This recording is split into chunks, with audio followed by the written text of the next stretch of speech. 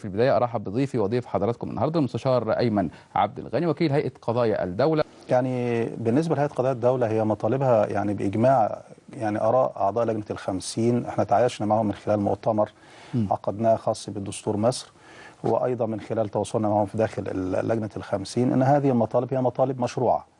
وهذه المطالب بتتلخص في أن اختصاص هيئة قضايا الدولة الوارد في نصها الأصلي اختصاصها الدستورية لا يتم الانتقاص منها، بل احنا كنا بنأمل أنه يتم تقوية هذه الاختصاصات ويضاف لها اختصاصات جديدة. وكان هناك اتجاه للمطالبة بأن هيئة قضايا الدولة تختص بالعقود، أنها تصيغ وتراجع العقود في وقت واحد. نعم. أو أنها يكون لها دور في أنها تبدي آراء قانونية أو إفتاء للجهات الإدارية.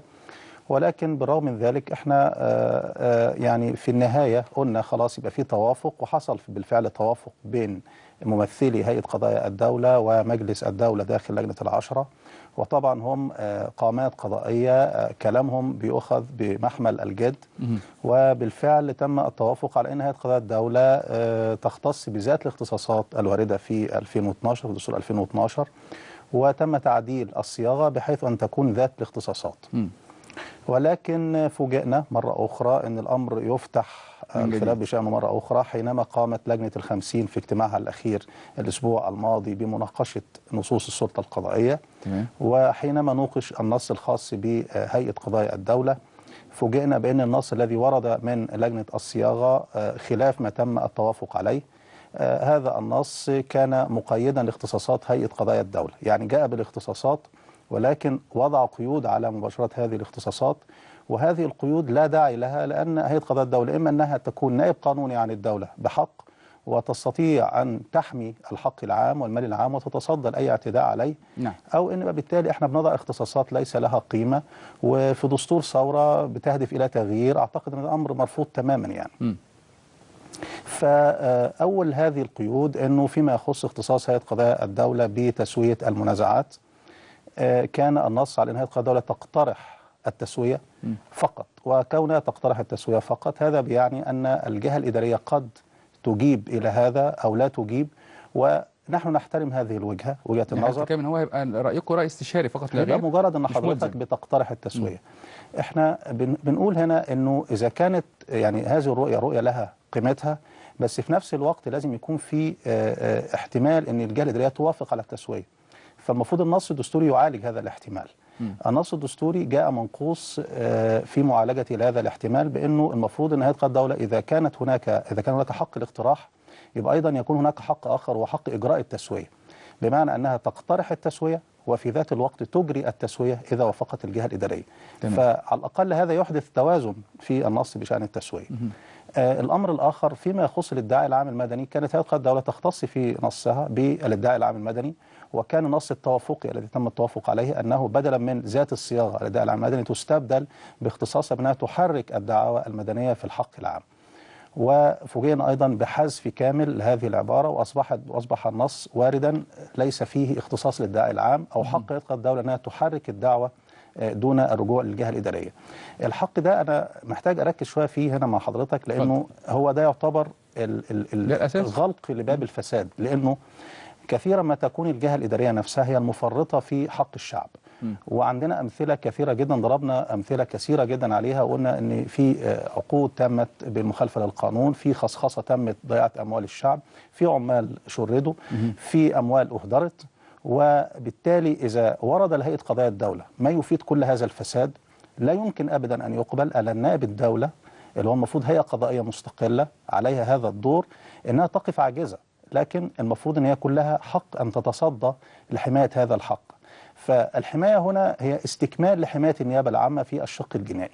إذا كانت النيابة العامة تحمي الحق العام جنائيا، فهناك شق هام جدا هو الأموال نفسها. نعم. الحق الذي يجب أن يعرض على المحاكم المدنية أو قد يكون محاكم مجلس الدولة. فوجئنا أن هذا الاختصاص تم حذفه، وبالتالي إحنا لازلنا المشكلة قائمة ولم نعالج شيء. أن بالتالي هيئة قضايا الدولة تكون عاجزة دائما.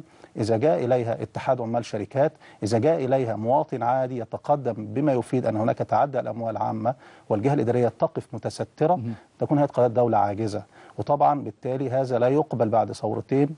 وأعتقد أن احنا في الحالة دي نعتبر بنضيع وقت واحنا كده يعني بالتالي احنا بنهدر كمان قيمه الهيئات القضائيه طيب يعني واختصاصاتها. اسمح لي ست انتشار، يمكن كان في تصريح لرئيس نادي مجلس الدولة بيقول فيه ان طلبات هيئة قضايا الدولة دي طلبات تعتبر فئوية ولا بد من تمرير الدستور. يعني ردك ايه على هذا التصريح او هذا البيان؟ اولا يعني انا عايز بقى كفايه قوي ان احنا مع كامل احترامي وتقديري طبعا لمعالي رئيس نادي مجلس الدوله، وانا اكن له احترام وتقدير، ولكن انا يعني استبعد تماما ان هو يكون الفكره دي موجوده عنده، لان انا اعلم عن مع المستشار حمدي بيه ياسين انه رجل يعني احكامه كلها تشهد بانه رجل منصف ويهدف دائما الى الصالح العام. فانا يعني فكره، خلينا نتكلم على الجمله دي عموما سواء بقى وردت من انت كده في 60 يوم هينتهوا خلاص، والدستور مفترض ان هو ينتهي في خلال ايام حاجه خلال ايام 3 ديسمبر. ما انا دي بقى نقطه لابد ان تصلوا الى نقطه اتفاق. ما دي نقطه احنا عايزين نوصل لها، ان كلمه مطالب فئويه دي فزعه بتستخدم من بدايه وضع الدستور. انا ضد هذه الجمله اصلا، لان ما جاء يشكل الاعلان الدستوري اللي حدد تشكيل لجنه العشره او بعد كده لجنه ال50، ما جه يتكلم على لجنه ال50 قال كده في نص تشكيل هذه اللجنه انها تمثل جميع طوائف وفئات الشعب وفئات المجتمع. هذا التمثيل بيعني أن هؤلاء الممثلين داخل لجنة ال50 لهم رؤية بشأن الدستور، فكلما نعرض هذه الرؤية يصادر على المطلوب ويقال أنها مطالب فئوية.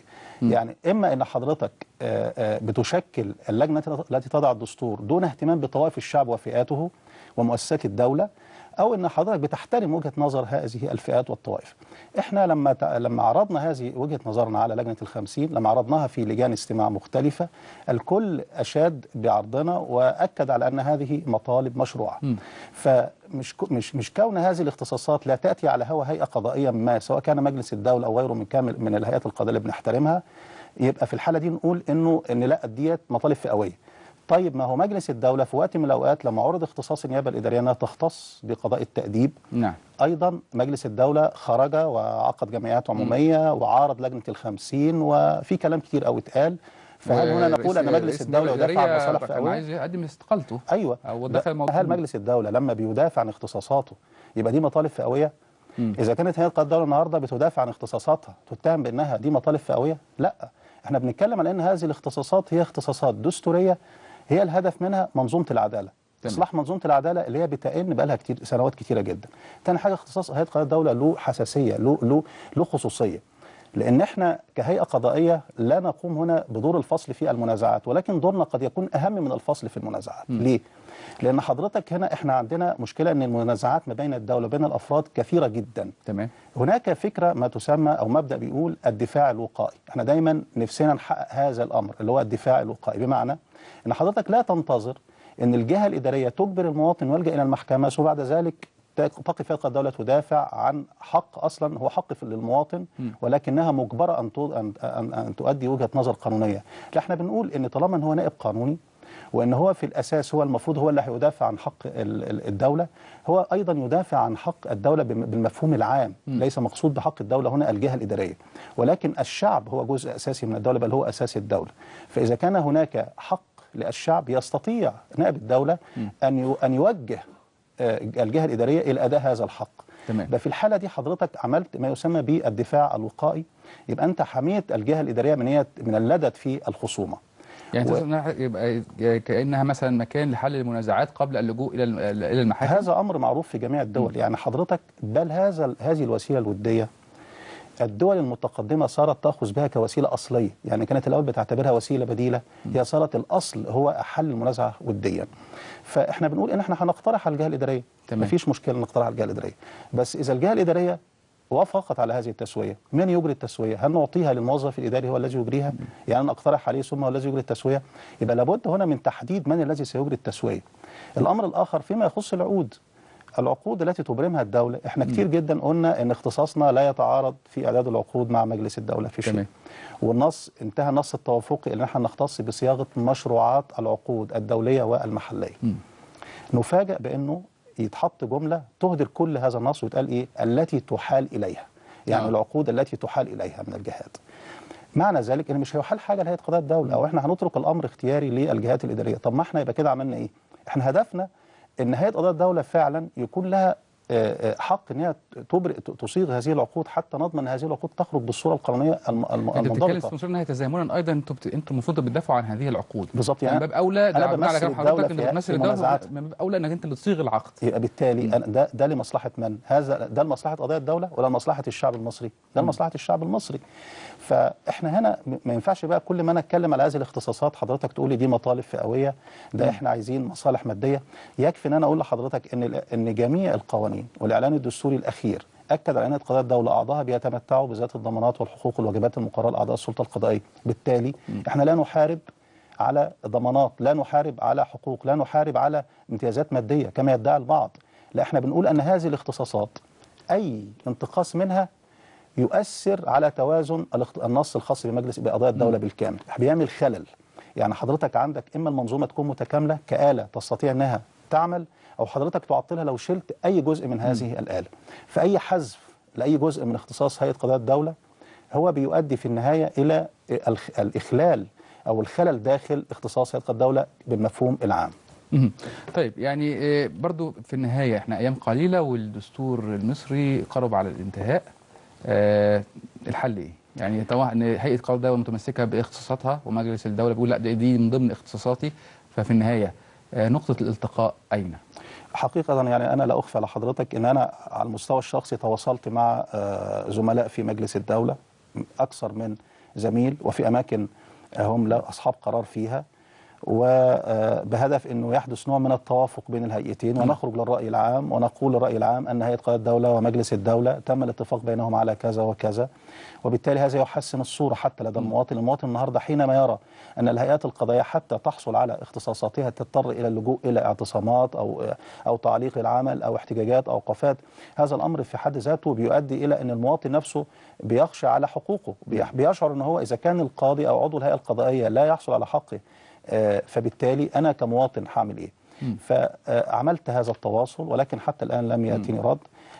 أيضا إحنا مؤخرا عقدنا جمعية عمومية حتى نوضح للرأي العام حقيقة الأمر، حتى لا يلتبس الأمر على الرأي العام ويعتقد البعض أن هاتين الهيئتين يعني هدفهم كما يدعي البعض امتيازات أو حقوق خاصة. نعم.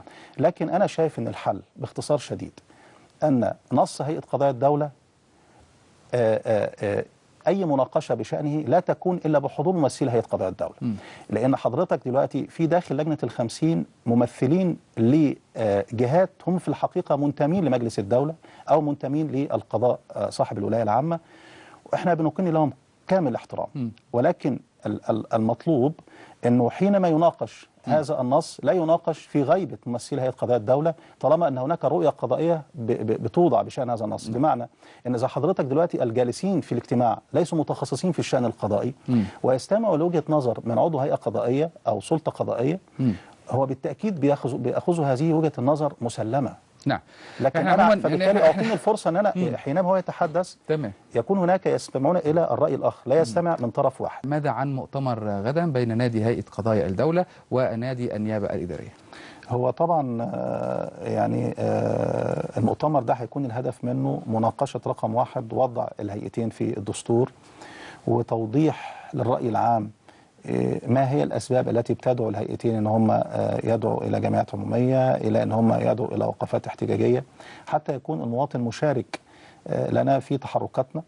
وفي نفس الوقت احنا لازلنا حتى الآن بنقول ان هذه المؤتمرات هي فرصة للحوار الوطني حول نصوص الهيئتين، لان احنا بنتمنى ان نصوص الدستور بالكامل تكون محل حوار وطني كامل الفترة المقبلة، حتى لا يفاجئ الناس بمسودة يتم التصويت عليها وهم ليس لديهم علم بأساسيات مناقشتها. نعم. يعني أو فلسفة هذه النصوص. فبنقول ان المؤتمر ده هيكون فرصة ان الهيئتين يوضحوا حتى رؤيتهم بالنسبة للدستور ككل. تمام. وايه التحركات والمجهودات اللي بذلت خلال الفترة الماضية منهم حتى يصلوا الى توافقات مع الهيئات القضائية الأخرى او مع ممثلي او مع سادة اعضاء لجنة ال50. هذه الامور احنا بنقول ان يعني ده اكيد هذا المؤتمر ايضا بخصوص الحلول النهائية بالنسبة وهي الحلول اللي احنا ممكن نقترحها للخروج من الازمة. احنا برضو هنعرض حلول للخروج من هذه الازمة. تمام. اتمنى انه يكون في من الاتجاه الاخر او الاتجاه المعاكس، اتمنى ما يكونش معاكس. نعم. انه يكون لديه ايضا ذات الاراده ان هو ايضا يستقبل هذه الحلول ونصل الى حل، لان المساله انا شايف ان ما فيش اصلا سبب لهذا الامر. انا شايف ان في صراع يزال الخلاف بين الهيئات القضائيه وسيادة المستشار أنا بشكرك شكرا جزيلا